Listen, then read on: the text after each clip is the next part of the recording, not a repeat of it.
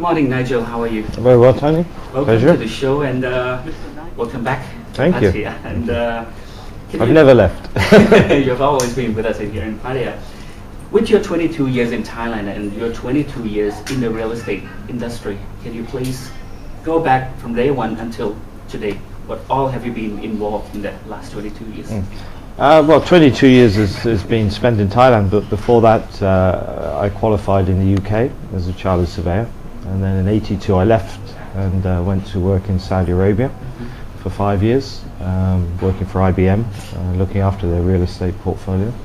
And then in '87 I moved to Australia, spent a couple of years working for a Japanese developer called Daikyo on the Gold Coast. And then I moved to Lendlease in Brisbane, probably one of Australia's most famous developers. 2.5 years there, and then the chance came to move to Thailand and set up College Jardines office here. At the time they were specialising in valuation, but the idea was to evolve it into a full property services company. Yes, like similar to CBRE's, Jones Lang LaSalle, etc. That went through to around '96, and the opportunity arose to join Raymond Land. At the time, we were just ahead of the '97 crisis, so it wasn't exactly the best time to be joining a property company. And from '97, after the financial crash, we had 56 finance companies closed down, which had a big impact on the real estate sector because most of the lending was to the real estate sector. So projects stopped, no cash, a lot of pain over 5 years. In fact, it took us from '97 to 2001 to restructure the company, which we did successfully. We took it through a bank-assisted court process, a bit like Chapter 11 in the States. So we were able to basically clear all our debt. We transferred all our assets back to the banks, on the understanding if we wanted to buy any back, we'd have the first right of refusal.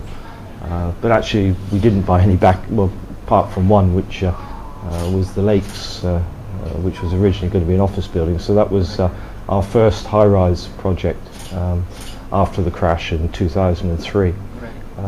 And obviously we were able to get back onto the stock market, trading again. And we grew quite rapidly. The first project in Pattaya was North Shore, which was extremely successful. People thought I was crazy to come to Pattaya at the time. Certainly my staff did. They just couldn't see the potential. So we bought a partly completed project on Soi 5, completely repositioned it, and we sold it very quickly, very quickly. In fact, probably too quickly, because there was a lot of profit left on the table for the buyers, so we built up quite a keen following of customers. And then we moved to North Point, Loft South Shore, The Edge.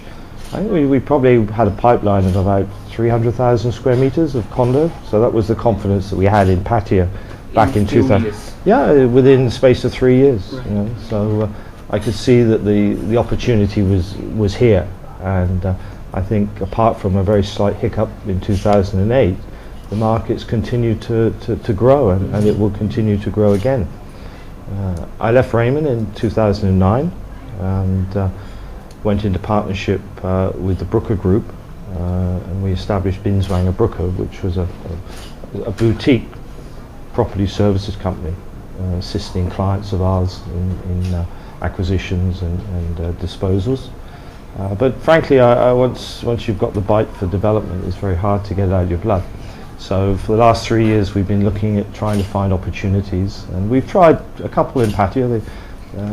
They didn't work out the way we had hoped, but finally we were able to secure a site, and so I took the opportunity. We recapitalised Kingdom Property. We bought 4i in Prakanmat, and cassettes in Soi 7. And we're planning 2 towers, probably around about 42,000 square meters, and we hope to be officially launching it in November of this year. November this year. So, right, about the Kingdom Property, it was actually being set up quite a while ago as more like a property services company. This is the first time for the company to actually jump into the developments and build your own projects? Exactly. This is our first real development opportunity. You know, we've had a number of roles in terms of our shareholding in Binswanger Brooker.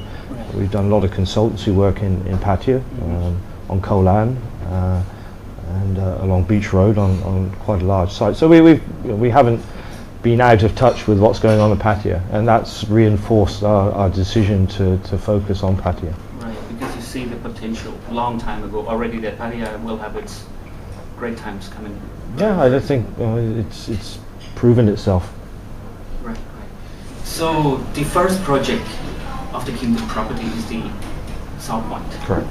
So what will be the kind of structures of these projects, meaning like who are your target markets, and how many units, and what's the average square meters and average price per square meters? Yeah. As I mentioned, the buildings comprises 2 towers, one 20 stories and one 28. The total units will be around about 650, and the sizes 30 square meters, 40 square meters, 60 square meters and 90. So it's very modular.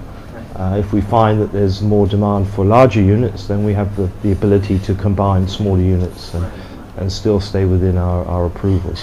So we'll test the market. We feel probably the one and two bedroom will be the most sought after. That seems to be the feedback we're getting from our research. And pricing probably starting about 65 a square meter, most likely. We will target it towards, I think, all sectors. I think obviously the Russian market you can't ignore. I would think most projects here are achieving maybe 20% sales to Russians. So obviously that's an area that we will be focusing on.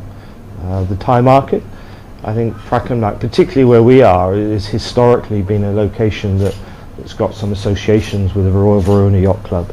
And I think Thais probably don't know it exists at the moment. I think it's quite interesting if you do the research and look at it from a historical point of view. That was where really everyone wanted to live a few years ago.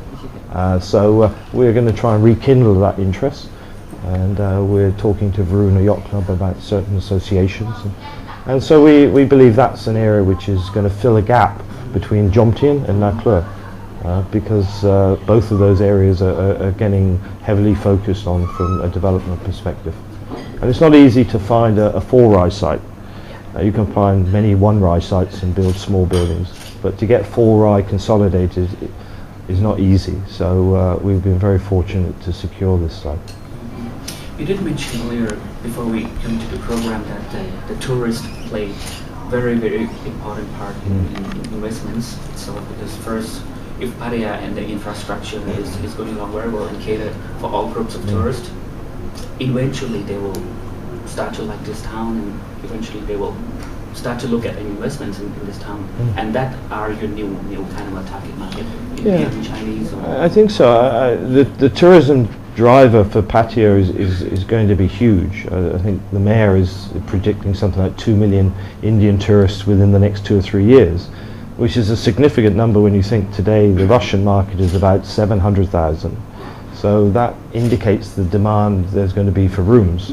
So I think accommodation in general will be the driver for investment decisions, be it bulk purchase of some of the condotel properties you're seeing offered, maybe tour groups acquiring blocks of hotel rooms in projects. So I think there's many diverse investment opportunities that are going to be created because of the momentum. Today I think there's something like 47,000 hotel rooms in Pattaya, which are varying quality. But I think the 3 to 4 star market, which is predominant, I think where Pattaya still will be for a number of years, is where the demand is definitely going to be. The Thai buyers coming down to Pattaya and the confidence which they recently gained, you have actually kind of did a research about this as well? Yeah, again, the Thai buyers fall into many groups. Obviously, you have people that are buying a lot of the smaller, cheaper units to live in because they work here. So that will continue. And we've seen LPN and Supalai and other developers moving into this market. So their research will be telling them the same. When you look at a slightly higher price, then you obviously look towards maybe the more affluent type investor and obviously the foreign buyers. So compare Pattaya to Phuket. We'll leave Bangkok to the last, but you briefly explain the comparison between these three. I think most people will say there's no comparison. I think Phuket for many years has been the jewel in the crown, so to speak, and the focus has been on Phuket, and rightly so, because it's a beautiful destination.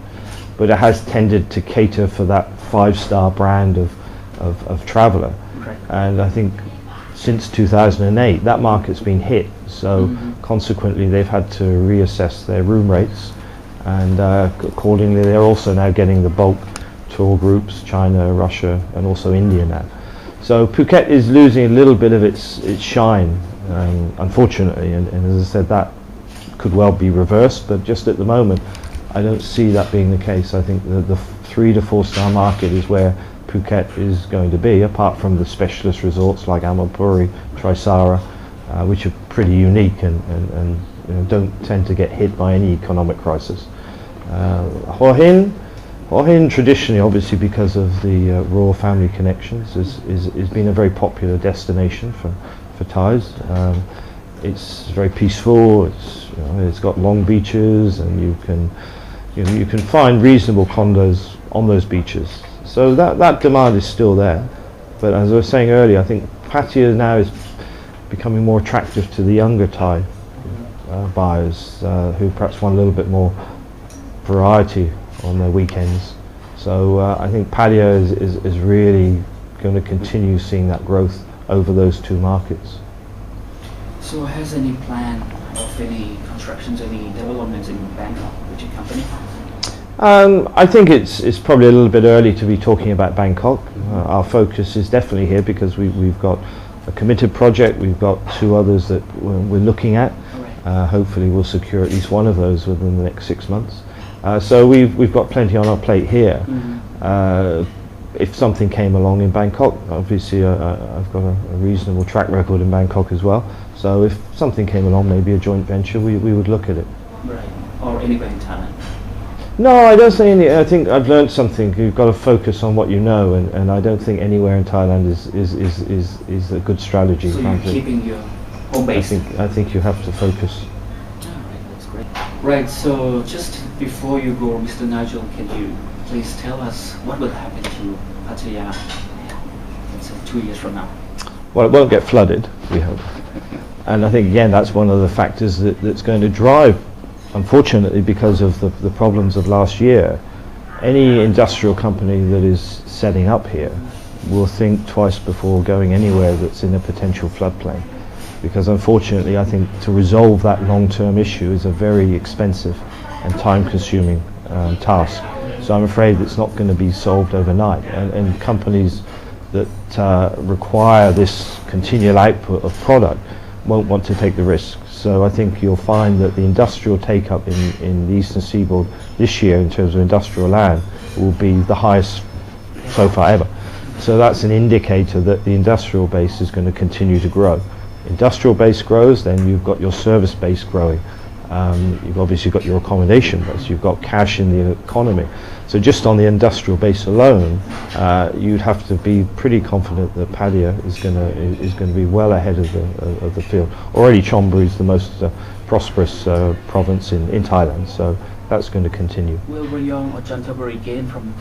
I think obviously we see it already. Jomtien is beginning to grow and grow and grow. Another big city. Yeah, so it'll just be an extension of that, and Rayong will for sure benefit from it. The road links are good, so as Pattaya becomes more expensive, land prices, then people will look for cheaper opportunities. Yeah, interesting. So, ladies and gentlemen, this is a very interesting talk this morning, and thank you very much, Mr. Nigel. And we'll hope to have you back to talk about the projects when it is launched. Yep, look forward to welcoming you to our launch party. Thank you very much. This is Tony reporting for the Pattaya Mail Television. Thank you very much.